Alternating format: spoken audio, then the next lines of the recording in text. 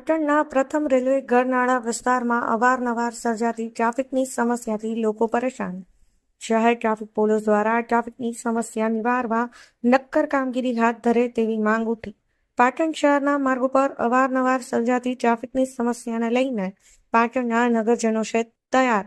ત્યારે છેલ્લા કેટલાક સમયથી શહેરના રેલવે પ્રથમ ગરનાળા વિસ્તારમાં ટ્રાફિક જામની સમસ્યાએ શહેરીજનોની મુશ્કેલી વધારી હોય તેમ અવારનવાર ટ્રાફિકના વરવા દ્રશ્યો જોવા મળી રહ્યા હોય છતાં ટ્રાફિક પોલીસ તંત્ર દ્વારા આ સમસ્યાનું નિરાકરણ લાવવા કોઈ જ પ્રકારના પગલાં નહીં ભરાતા પોલીસની ટ્રાફિક નિયમનની કામગીરી સામે અનેક સવાલો ઊભા થયા છે.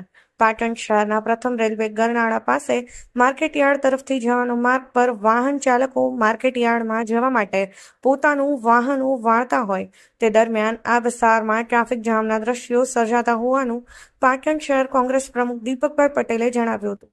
તેઓએ આ વિસ્તારમાં ટ્રાફિકની સમસ્યા નિવારવા માર્કેટયાર્ડ તરફ જવાના માર્ગને બેરિકેડ વડે કોર્ડન કરવામાં આવે તો આ વિસ્તારની ટ્રાફિક સમસ્યા દૂર થઈ શકે તેમ હોવાનું તેઓએ જણાવ્યું હતું. સાથે સાથે તેઓએ આ વિસ્તારમાં દિન પ્રતિદિન વકરતી જતી ટ્રાફિકની સમસ્યાના કારણે ઉનાળાના ધગધગતા તાપમાં વાહન ચાલકોને રાહદારીઓને ગરમીમાં પરેશાન થવું પડતું હોય છે.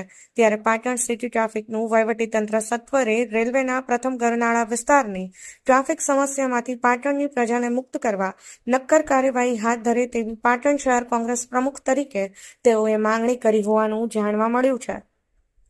Rajubhai D Patel, Patan news 24. પાટણના પ્રથમ રેલવે ગરનાળા પાસે આજે સવારે 11:30 થી 1:30 વાગ્યા સુધી ટ્રાફિક સમસ્યા સર્જાઈ હતી.